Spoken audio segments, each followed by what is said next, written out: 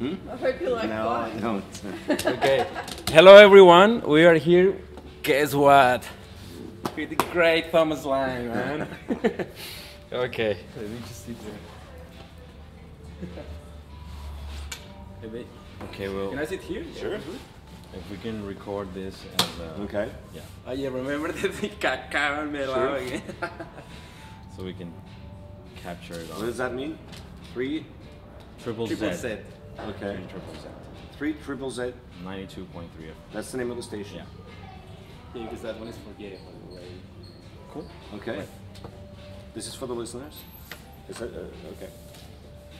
Hey everybody, this is Thomas Lang. Just want to say hi to all the listeners of Cacao and Melao on 3 triple Z, 92.3 FM, and big shout out to my buddy Luis Tineo here at the Latin Jazz Fusion Show. Beautiful. Thomas Lang, welcome to Cacao and Melao, touring this year with the 20th anniversary of Australian Drummer Weekend. It's a pleasure to have you here recording for all the audience of 3 triple Z 92.3 FM. Thank you. How's Down Under so far? It's good. It's been an exciting couple of weeks so far. I've been here for about 2 weeks now. I did a recording with an Australian guitar player, and then I did 2 boot camps here in Melbourne at Drum Tech with Frank, and that was really exciting. We had very enthusiastic drummers there, really awesome, and the camps were both sold out very quickly. We could have done another 5 camps or something, so we'll definitely be coming back next year for more camps. And then of course the festival was wonderful. It's, you know, my 3rd time here now to play the Ultimate Drummers Weekend, and it's just a real pleasure. It's just a great festival. The lineup was incredible. Again, it's the 20th anniversary, which was a big deal, and there was a lot of celebrating, and you know, it was really exciting. An honor to be here yet again, you know, amongst all these amazing other drummers, and you know, it's just a real pleasure. Could you talk more about what's that boot camp about, and how that I saw you in all this during all the weekend, the inspiration you especially to the youngsters, the most young, following upcoming drummers in the scene here in Melbourne or all over the world. Mm-hmm. And I knew about that. It was about 20 students per day in that boot camp. Can you explain us more about that? Yeah, the boot camp is something I started doing about 3 years ago, because every time I'm on the road and people know that I am stopping by in their city, people contact me about private lessons, if I can do a lesson with them before a sound check or something like that. And sometimes on day offs, you know, I used to say, sure, let's do something, because I don't want to just sit around my hotel room and not do anything. So I was always very happy to do something constructive in my time off. And you know, I started doing that probably 10 years ago or more, 15 years ago.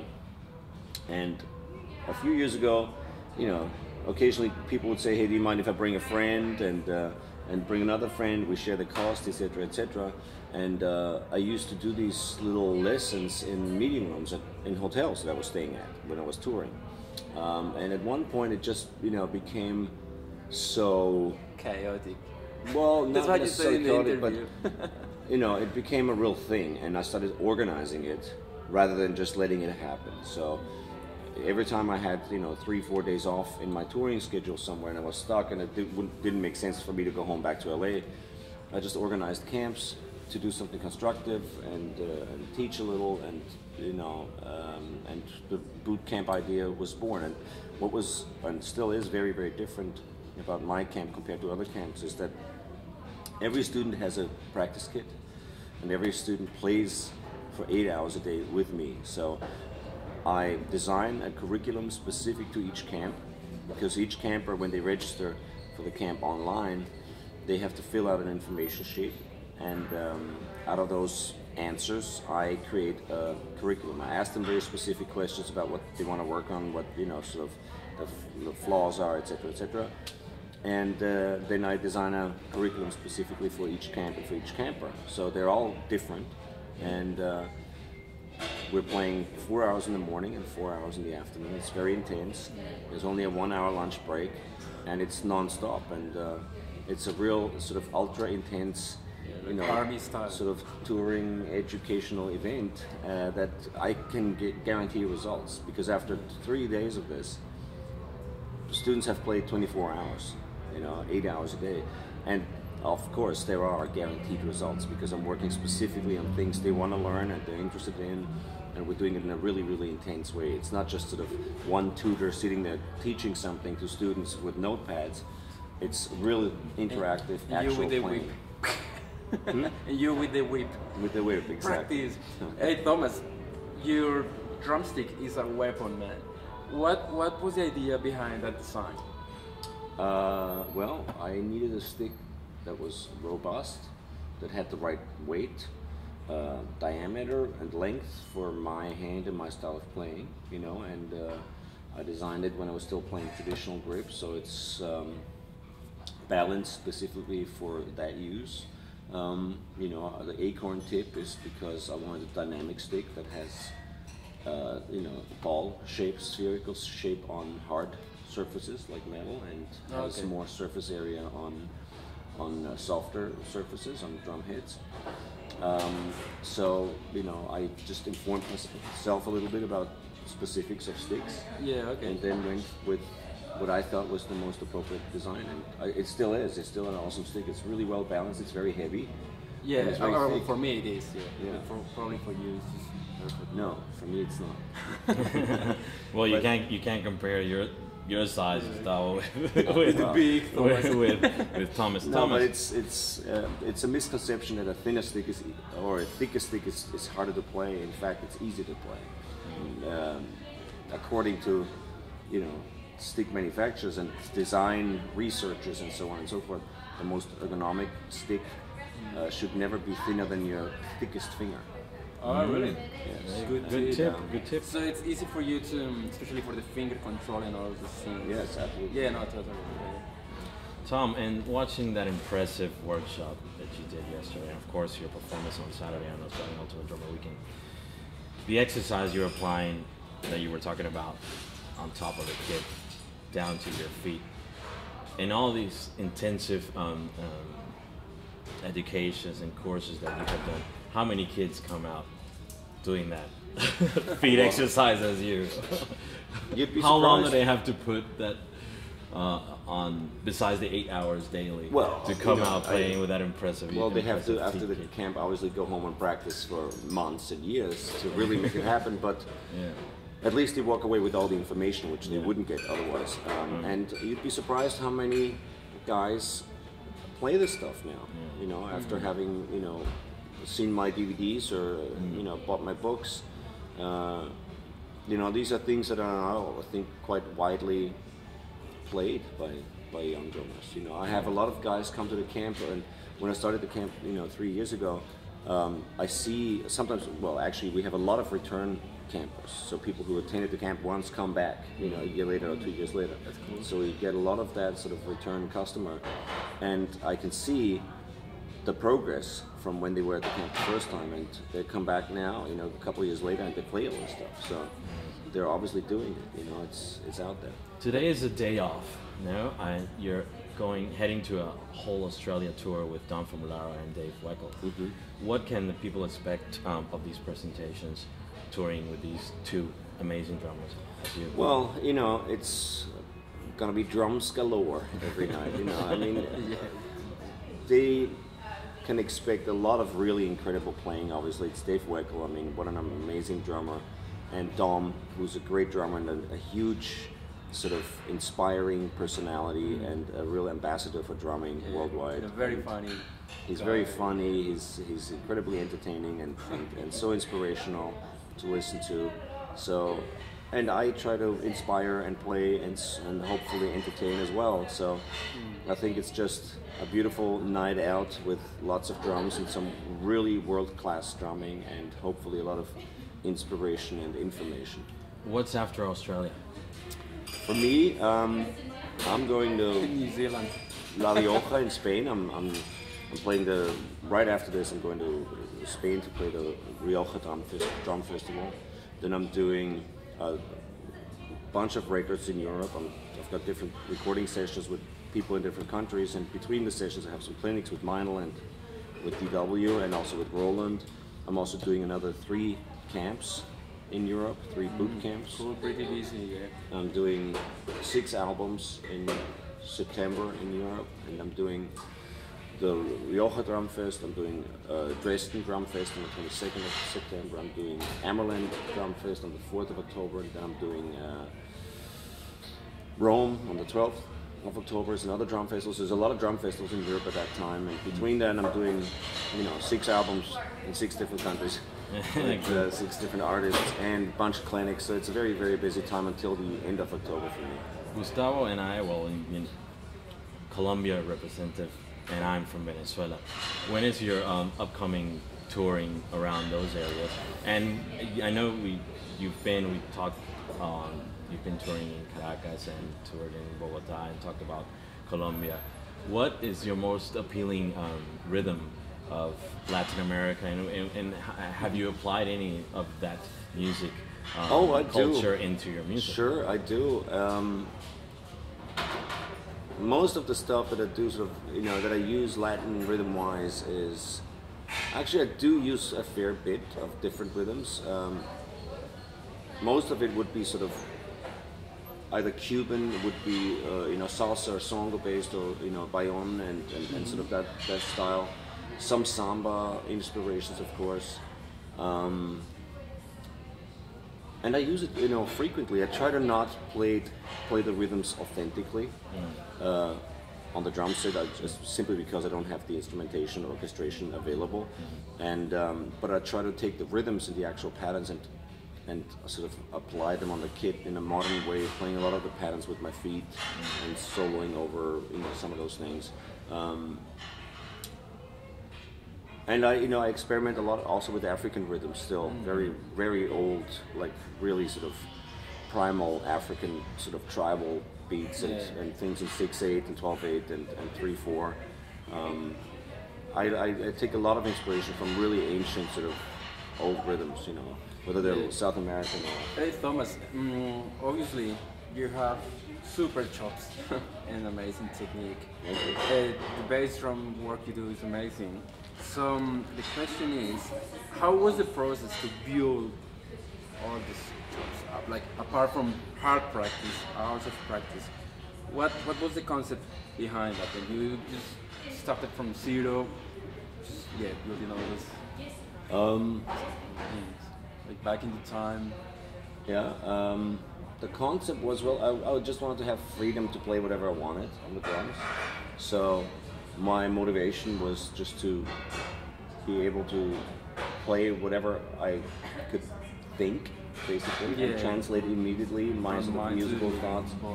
And in order to do that, you have to sort of condition your body to be, able to play all these ideas. So I worked on technique always a lot in order to be able to play. Are you distracted by this? Just there making a little bit of noise, but right. All cool. Just in order to play sort of what I wanted to play and have that freedom to be able to think about what I wanted to play, not how I wanted to play it. So it was all motivated by that, and then the practice was of course tedious and very detailed and difficult at times. And the typical drummer's question: how many hours did you used to practice? Maybe about 4 hours a day. 4? Yeah. 4? I thought you were going to say like 14. No, I think nobody can practice for 14 hours a day. I think that's complete nonsense. First, because I used to do like about 10 years ago when I had all the time. Yeah. So I don't think it's, if you put in so many hours a day, it's quality practice. Yeah, it has to be quality. And I think you get a lot of work done if you do it correctly, and if you don't waste time practicing, if you don't play when you practice. And I always had very, very strict practice rules, which my first teacher taught me. Can you speak a little bit about that? It would be interesting. Sure. Well, I was very lucky that my first teacher taught me how to practice before he taught me how to play. Cool. And first 4 weeks, literally, of when I was 4 years old, and I took my first lessons, he taught me how to practice, because most musicians never really learn how to practice. They kind of experience what kind of works and what doesn't work for them over the years, and find out what their most efficient way to practice is. But they never really learn practice rules and learn to concentrate or focus in the first place. It's sort of an activity that develops into something very individual and personal, but it never starts out with a concept. Usually. Okay. So my teacher taught me that, and that made a huge difference in my career, because I was able to progress very quickly. Yeah. And I never needed to put so much time into practicing like other drummers. I mean, I've shared, studios with drummers over the years, with other very famous and successful drummers, and I've watched them practice and play, and I always thought it was quite inefficient. And I saw a lot less progress in their development than in my own, without trying to sound arrogant or anything. Yeah. But I think because I always paid attention to those rules, I was very lucky, to proceed very quickly. The rules, of course, are things like never play when you practice, never practice when you play, or rule number 2 is practice like you play. Rule number 3 is practice every day, and so on and so forth. So, and it sorry goes for on the as- interruption. I like that one. Practice every day, but how do you fit that in a very busy schedule like yours, like touring and? Well, I don't now. I don't practice every day now, and I haven't for like 10 years, or more. But you're anyway playing all the time. I'm playing all the time, exactly. So and the way I play, I try to practice and develop things as I'm playing. And once you reach a certain level of skill, then playing in itself, it becomes an exploration and sort of a learning experience. Every time you play, you improvise, you in a way sort of grow and develop something new. I think that's one of the biggest and most important things I've ever learned, was how to practice correctly, from my first teacher. And going back to your beginning of your career, like you're talking about with your first teacher, besides the practicing with your teacher, which drummers in the past have inspired your career and becoming as a professional musician in the drumming industry, and to improve your career as well? Yeah. Ooh, many. My biggest inspirations in the early days were Ringo Starr and Buddy Rich, pretty much equally. Yeah. And then I got into all the rock drummers from the 60s and 70s, Ian Pace and John Bonham, and sort of great rock, Mitch Mitchell, and so on and so forth. And then got from sort of that into the jazz rock sort of drummers, Colpan, a huge inspiration early on. And then, everybody else who everybody appreciates. From Colpan I moved, actually Stuart Copeland was a huge influence for many years. Very nice, yeah. And then all the, great fusion drummers. I was a huge Tony Williams fan. Elvin Jones, a lot of the great jazz drummers. And then, of course, Vinny was always a huge inspiration. All the Frank Zappa drummers, Anthony Dunbar, Vinny,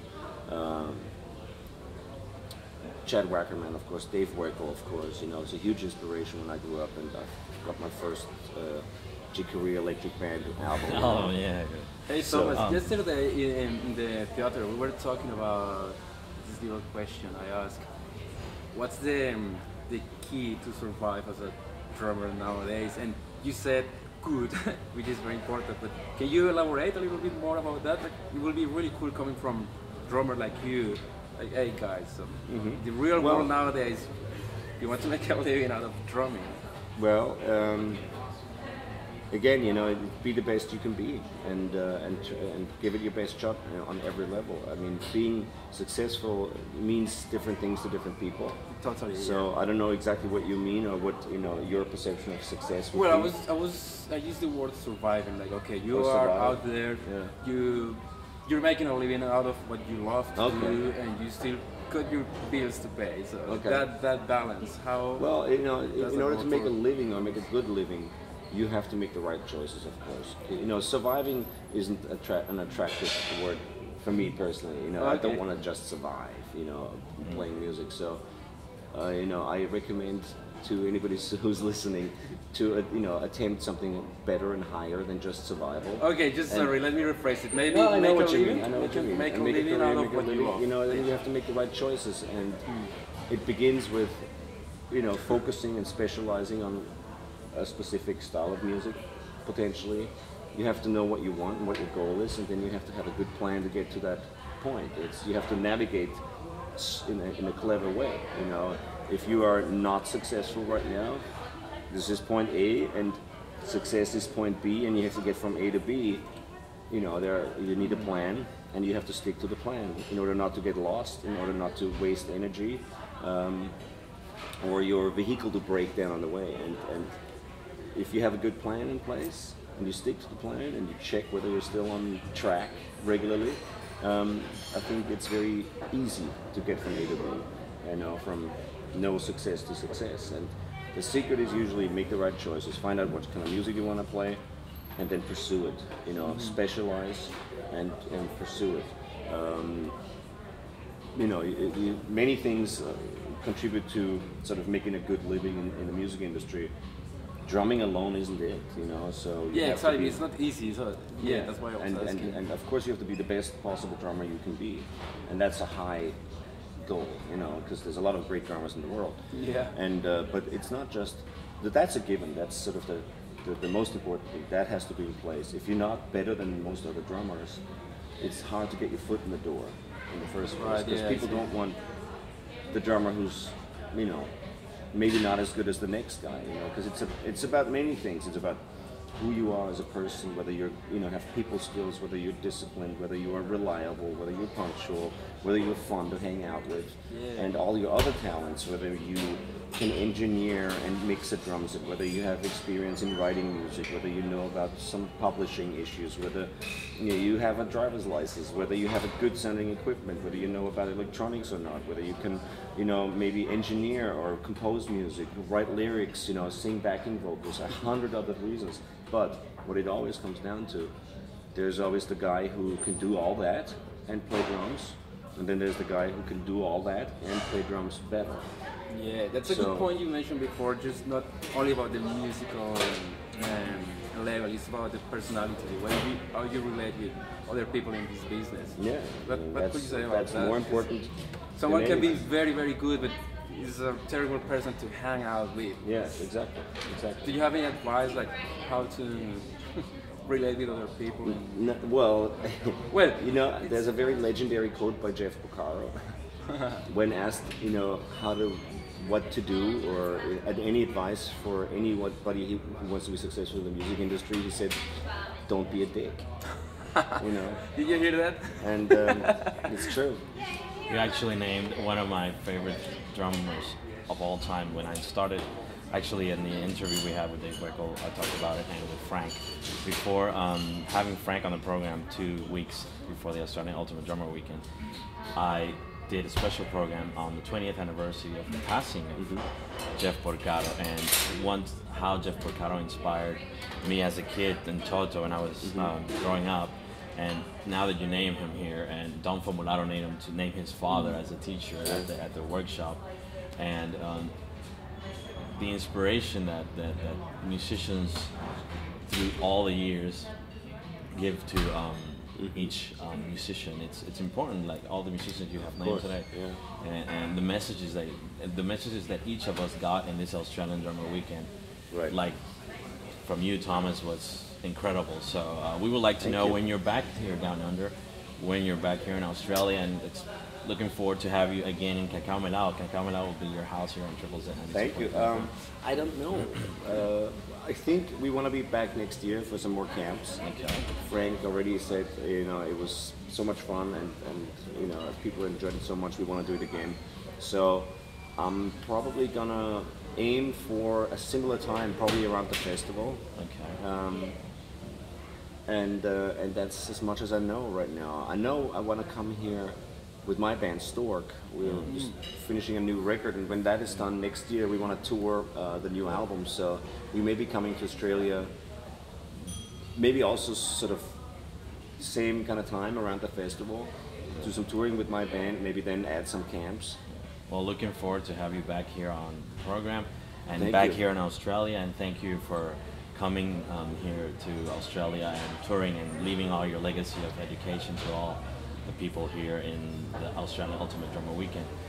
Would you like to have give a last message for all the listeners of this radio station, this program? Last messages for yes. now. Or last question. Whatever you want. Well, you know, one thing I'd like to say to, and I do this everywhere I go, is don't steal music. You know, it's a very important thing. It's so important that I think audiences all over the world realize that music is not free. You know, it costs a lot of money to make music, and piracy and illegal downloading and stealing music is theft. You know, it's not a petty crime. So it causes serious damages to the industry, and it has caused a lot of problems for many people who work in the industry, especially for young musicians. And ironically, the young musicians are often the ones who steal the most music, and they're not realizing they're stealing their own potential future income. Yes. You know? So I think it's important to put it out there and remember people that, and remind people that, you know, music is of value. You know, it costs money to make music, and it also is intellectual property. It's art. It's not just sort of commercialism, and it's important to support it, and it's important to always keep in mind that, you know, 99 cents for a song isn't too much, you know. So it's a very powerful thing to have music. It's so inspirational, and it's so educational, and it's really worth every cent. I have one more last question. I asked the same question to Dave as well. And after all these years of playing, touring, recording, blah blah blah, how do you keep the energy and the enthusiasm? Like, still going to do it every day and you know, I love it as trick? much as I did as a child. You know, it's I'm very lucky and blessed that I was able to turn my hobby and my passion into my profession. You know, I don't need to get motivated, or Cool. I just, you know, Very cool to I hear feel that. very passionate about it. You know, today, and nothing has changed from day one when I started. So Right. for me, it's easy to do it because it's fun, you know, and I love it. So. Thank you, Thomas. Thank you for being on the program. My pleasure, And Luis. Thank you. hopefully we'll have you here soon again. Thanks, man. Thank you. That was Thomas. Thomas Lang. For people here from Colombia, Australia, and everywhere. Great. Thank you. Thanks, brother. Thank you. That was amazing. Thank you, Tom, for your time, Pleasure. man. Sure. Amazing. Anytime. And well, Pleasure. good luck on the go karts. Oh, thank you. That'll be fun. Well, we would love to have one. So now you're free to go and have picture your with you. breakfast. Finally. Cool. And this is Let's. the Hecha. That's Bye Luis. bye. I can't go on. I'm a Luis. public radio announcer on TV.